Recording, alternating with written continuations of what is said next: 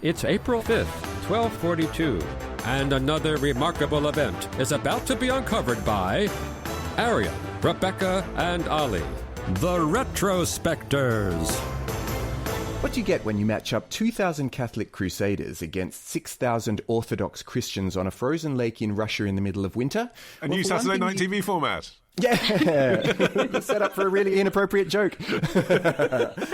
Well, for one thing, you get a huge and bloody battle, but you also get a legend, particularly if you are Russian, which is what the battle on ice, also known as the Battle of Lake Peipus, has become ever since it was fought today in history in 1242. Well, I mean, if it does come to ITV as a series, it's already got a title, because in Russian it's known as The Massacre on the Ice, which I think would be a great sequel to Dancing on Ice. And it's also a very fair description of the moment that the Russian hero, Prince Alexander Nevsky's army, descended on their enemy. And the battle had begun at sunrise, when one of Nevsky's sentries spotted the approach of the Teutonic Knights. We'll get onto that. What happened next is not entirely clear, because there are lots of contradictory sources and chronicles, but some sources suggest that Nevsky's army lay in wait and ambushed the enemy flanks. Others that they first engaged the invading force on the ice with a flurry of arrows and then released hidden cavalry, again onto their flanks. In any case, their flanks were pinned in, the enemy were forced across the frozen lake. When Nevsky's forces really set about them, the chronicle, The Life of Alexander Nevsky, describes it thusly: it was an unprecedentedly fierce battle. The crack of breaking spears, the sounds of clashing swords and axes filled the air. Blood soon covered the battlefield and red streams began to flow over the ice. The ice could not be seen, for it was covered with a weight of blood. Yes. I mean, basically, the too long don't read moral here is don't fight Russians on a frozen lake because they are going to win. But the time of year, here we are in April, is crucial in this story because, yeah, it's spring, but it's not yet summer, i.e. the rivers are still frozen over. The paths are still accessible. You can get over streams and lakes, but it's no longer winter either. It is bearable to move men around the Russian countryside without too many of them dying just from the elements. But we'll get to all that. Let's first, as Rebecca parked, describe who the German Teutonic Knights were. Their full title was the Order of Brothers of the German House of St. Mary in Jerusalem. They were the German equivalents of the Knights Templar. They established Prussia, and they fancied a piece of Novgorod, which was the principality over which Alexander Nevsky was ruler. Yeah, this incursion into Russia was one of a series of what were called the Northern Crusades, and the main target were the Baltic kingdoms, Lithuania, Latvia, etc., who were still largely pagan.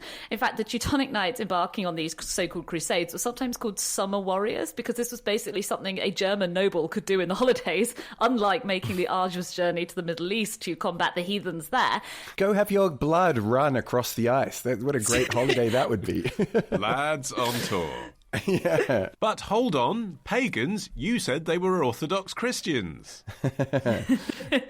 To the Teutonic Order, the Orthodox Christians of Russia were no better than pagans or the Muslims in the Middle East. In fact, they were almost worse because they were heretics rather than merely ignorant. They weren't people who just needed to be shown the word of Jesus Christ. They had already seen it and they turned it into something different. And that was even worse, if you like, than being a pagan. And of course, the Orthodox Christians in Russia felt the same way. Contemporary accounts refer to these invaders as godless Germans. But the Teutonic Order by this stage were spread very thin because they'd actually taken on what remained of another order called the Sword Brethren in a sort of mergers and acquisitions kind of a fashion, and that led them with this really broad territory that they were trying to defend along a very lengthy border stretching from the Polish frontier to Lake Peipus in Russia. And this really set the stage for the conflict between the Teutonic Knights and then the quite long-suffering people of Russia who were already being buffeted from the other direction by the Mongols. Yeah, so when the Teutonic Order invaded Novgorod in the autumn of 1240, they occupied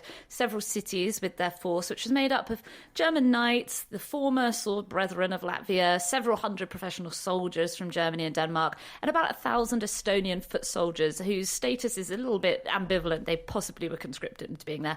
But Nevsky wasn't actually there when this happened because the aristocracy had forced him into exile. So it was this point he was hurriedly recalled and asked to assemble an army. It numbered around 6,000 in the end, so they did outnumber the invaders. But in order to, keep the heroic element alive, Russian accounts have tended to emphasize them as a ragtag army, of God-fearing, patriotic peasants ready to lay down their lives for the heroic Prince Alexander Nevsky and for the church. Nevsky and his brother Andrei were at the head of the army, and they had already driven the Teutonic occupiers out of the city of Pskov at this point when they sort of massed at Lake Peipus in an attempt to draw the enemy out and finally confront them on the ice. Or possibly actually just on the bit before the ice. On the really cold, frosty ground. Yeah, because one of the accounts that I saw, which makes sense, is that the tactic was exhaust the enemy, be defensive, get them really tired, but of course you know the territory better and you've got more men, then seemingly retreat, but actually drag the enemy to the shore,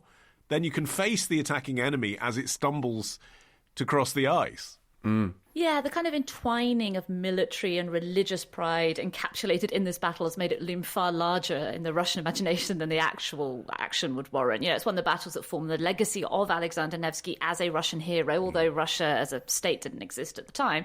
He had guided the country through this troubled period, first driving out the Swedish invaders, managing to keep the Mongols at bay, and then defending the Orthodox Church. He began to be venerated immediately after his death, and he was canonized as an Orthodox saint in 1547.